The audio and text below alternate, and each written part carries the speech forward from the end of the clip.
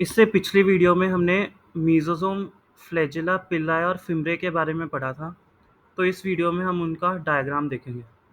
जो पहला डायग्राम है वो मीज़ोज़ोम का है। तो इसका जो आउटर वाली सरफेस है ये सेल मेम्ब्रेन है, ये प्लाज्मा मेम्ब्रेन है और प्लाज्मा मेम्ब्रेन की ही एक एक्सटेंशन है मीज़ोज़ोम। उसके आगे जाके हमें ट्यूब्यूल्स दिए हुए हैं। तो मीज़ोज़ोम का बेसिक फंक्शन हम एक बार फिर से पढ़ लेते हैं।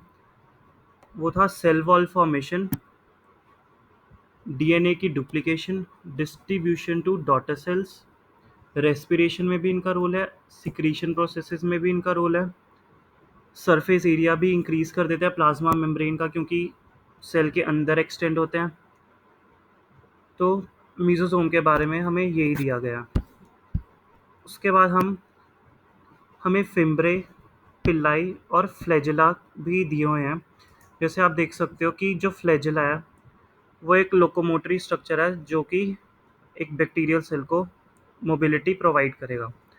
फिम्ब्रे और पिल्लाई का कोई भी फंक्शन नहीं है मोटिलिटी में, वही यहाँ पे लिखा भी हुआ है। और आप देख सकते हो कि पिल्लाई एक लॉन्ग इलोंगेटेड स्ट्रक्चर है जबकि फिम्ब्रे एक ब्रिस्टल लाइक स्ट्रक्चर है। वही लाइन यहाँ पे लिखी भी हुई थी कि pili and fimbriae are also surface structures. Pilli is elongated tubular and fimbriae are small bristle-like, sprouting out from the bacterial cell. तो हम एक बार फ्लैजेला का स्ट्रक्चर भी देख लेते हैं। फ्लैजेला के स्ट्रक्चर के 3 पार्ट्स थे, एक था बेसल बॉडी, सेकंड था हुक और थर्ड था फिलामेंट। अब फिलामेंट का इम्पोर्टेंट पॉइंट था कि ये फ्लैजेला का सबसे लॉन्गेस्ट पोर्शन होता है। तो इसके बारे में यही पॉइंट्स थे एनसीईआरटी में। नाउ हमारा अगला टॉपिक है राइबोसोम्स एंड इंक्लूजन बॉडीज़। अब जो प्रोकैरियोट्स हैं उनमें जो राइबोसोम्स हैं वो प्लाज्मा मेम्ब्रेन के साथ अटैच्ड होते हैं। प्रोकैरियोट्स में मीज़ोसोम भी होता है। तो जो राइबोसोम है वो मीज़ोसोम के साथ भी अटैच हो सकते हैं क्योंकि वो भी प्लाज्मा मेम्ब्रेन की ही एक एक्सटेंशन है। अगली लाइन में हमें उनके साइज़ के बारे में बताया गया है। So they are 15 nanometre by 20 nanometre in size. और ये 2 यूनिट सब यूनिट से बना होता है। प्रोकैरियोट्स के यूनिट्स दिए हुए हैं हमें ये, एक 50s और एक 30s। When present together they form the 70s। अब हमें लगता है कि 50 और 30 तो 80 होना चाहिए, पर ये 70 कैसे है? तो जो हमें 50s दिया हुआ है इसमें s स्वेडबर्ग यूनिट है जो कि एक इनडायरेक्ट मेजर है साइज़ का। तो हम इसे सिंपली ऐड नहीं कर सकते, हमें इसे ऐसे ही याद करना पड़ेगा। अब राइबोसोम का मेन फंक्शन है they are the site of protein synthesis. अब अगला पॉइंट बहुत इंपॉर्टेंट है जिसमें हमें बताया गया कि बहुत सारे राइबोसोम्स एक सिंगल एमआरएनए से अटैच हो सकते हैं जिसको हम पॉलीराइबोसोम या फिर पॉलीसोम कहते हैं। अब ये स्ट्रक्चर बहुत इंपॉर्टेंट है क्योंकि ये ट्रांसलेशन में हेल्प करता है। अब ट्रांसलेशन का क्या मतलब हुआ?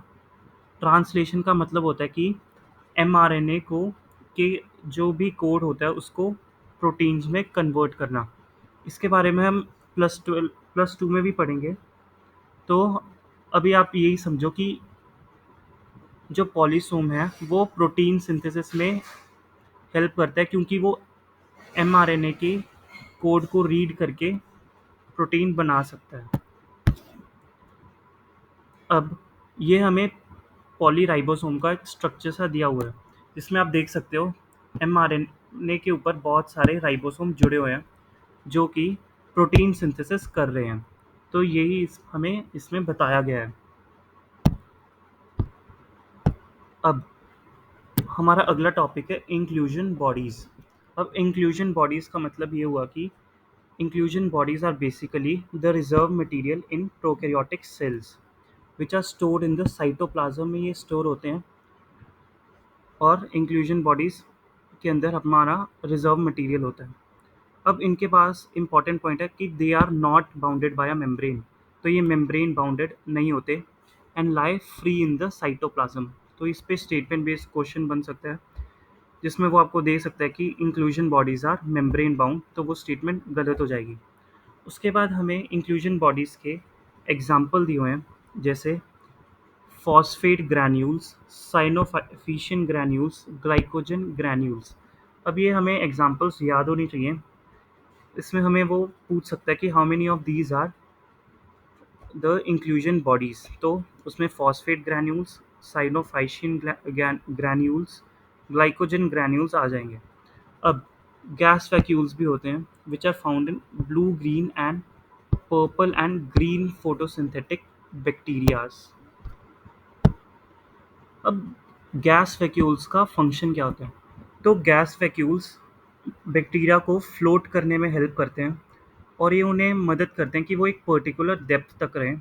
तो बुओयेंसी इनका मेन फंक्शन होता है गैस वैक्यूल्स का, और इसमें हमें 3 एग्जांपल्स दिए हुए हैं, found in blue, green, purple and green photosynthetic bacterias.